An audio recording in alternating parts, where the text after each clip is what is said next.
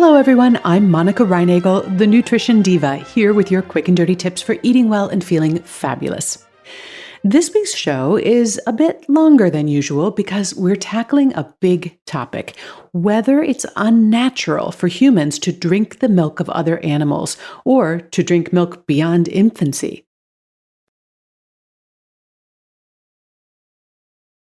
I recently got a note from Diane, who was upset with me for supporting the consumption of dairy products. No human should be consuming milk after they've been weaned from their mother's breast, she wrote. It is completely unnatural. Cow's milk is intended only for baby cows, and it's cruel to take the milk away from the calves for whom it is clearly intended. Need calcium, she continued. Milk, which may contribute to osteoporosis and numerous other health issues, is the last place you should be getting it. Now, before I respond to Diane's remarks, I first just want to repeat something that I've said many times before. Drinking milk is not necessary for good nutrition or for strong bones, and I completely support anyone who decides, for whatever reason, that they don't want to consume it. If you've decided you don't want to drink milk, I'm not going to try to talk you into it. If, on the other hand, you ask me about the benefits or the risks of dairy or of any other food, I will try to give you a balanced and evidence-based answer so that you can base your decision on good information. Now, I've certainly heard these arguments against drinking milk before. Maybe you've heard them too. Maybe you've made these arguments. Often, there's a lot of emotion involved in this discussion, which can make it hard to have a productive conversation about this issue, but I'd really like to try.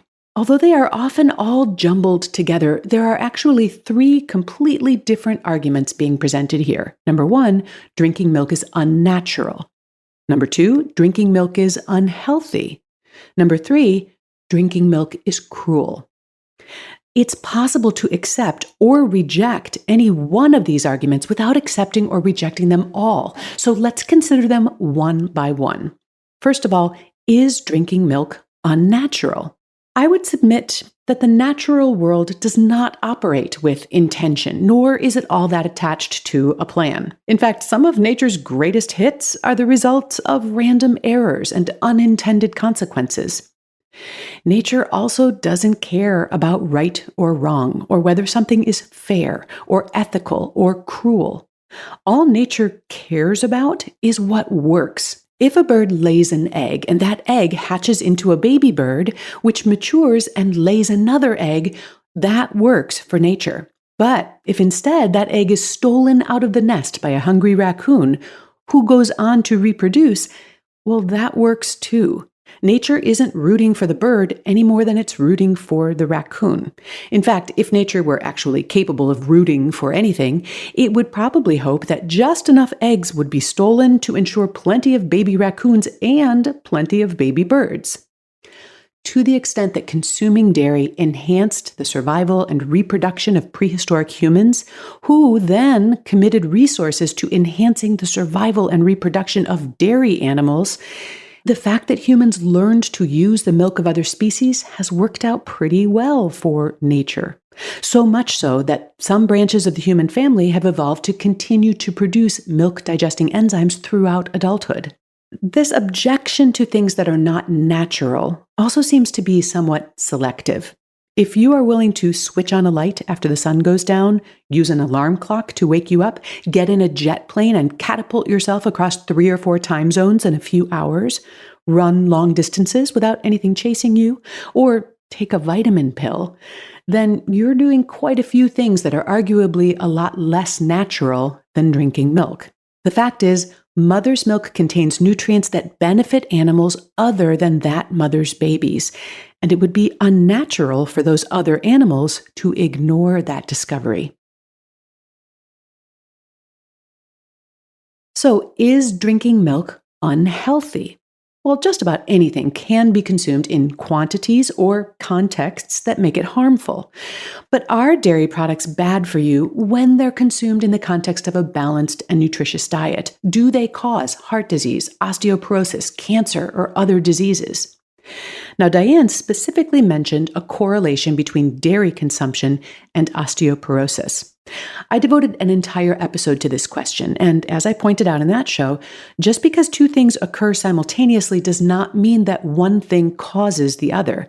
And in this case, there are several much more likely explanations for why these populations might have higher rates of osteoporosis, including their genetics, activity levels, and many other aspects of diet and lifestyle.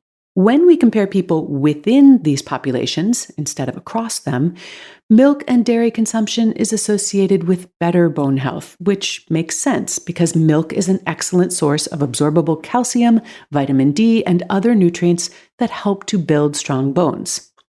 Others have claimed that drinking milk causes breast cancer, and this is based mostly on animal or test tube studies, as well as observations gleaned from a single, highly unrepresentative population. As I discussed in my episode on diet and breast cancer, dozens of studies, several of them involving thousands of human subjects, have investigated the possible relationship between dairy consumption and breast cancer. And researchers have failed to find a consistent link between dairy consumption and breast cancer. In a few of the studies, dairy consumption was actually linked to a slight reduction of risk. Look, if you're trying to build a case against milk or dairy, you can sift through the scientific literature and find individual studies that suggest a link between dairy intake and various diseases. Look a bit further, and you're likely to find other studies finding that dairy consumption reduces the risk of those same diseases. And you'll find lots of articles in the Nutrition Diva archives taking a closer look at many of these concerns. But when you step back and look at the literature as a whole, not to mention the evolutionary history of our species, it's hard to make a case that dairy products are uniquely harmful to humans. You can build a healthy diet with or without dairy products. And of course, the opposite is also true. Whether the nutritional or the culinary benefits outweigh the potential risks is going to come down to individual judgment, and that will probably be heavily influenced by which sources of information you choose to consider.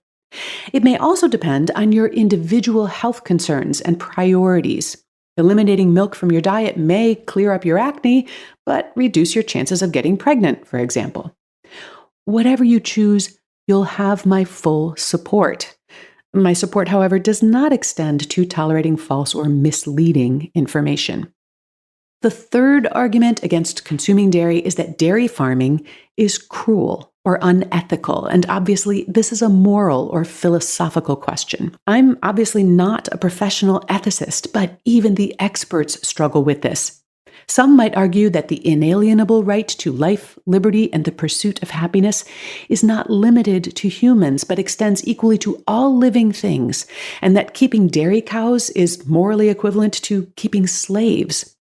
Others might feel that it's okay to take a cow's milk in exchange for providing its food and shelter and medical care, but only as long as the cows are being treated well.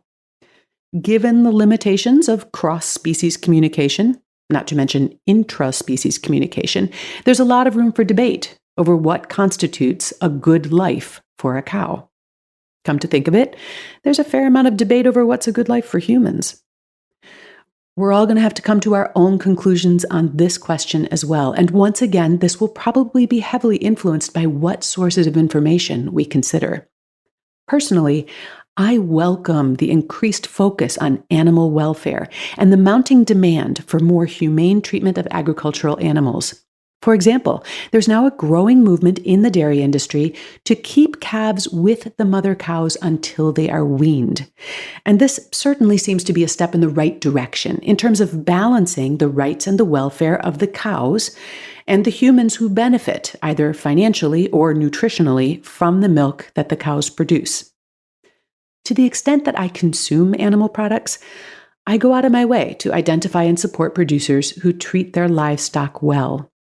But I recognize that others believe strongly that there is no way to consume animal products without cruelty.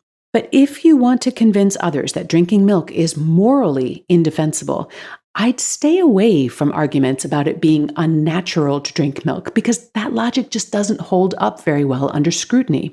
Similarly, assertions that milk is unhealthy or causes disease are easy to refute or at least counter with hard evidence.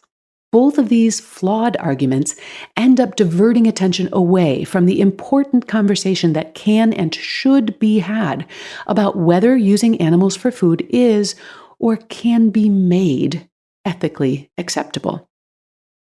As always, I look forward to hearing your thoughts. You'll find a transcript of today's show along with links to a lot of related episodes on our website at nutritiondiva.quickanddirtytips.com. And you can leave your comments there or on the Nutrition Diva Facebook page. I hope to hear from you. Have a great week, and remember to eat something good for me.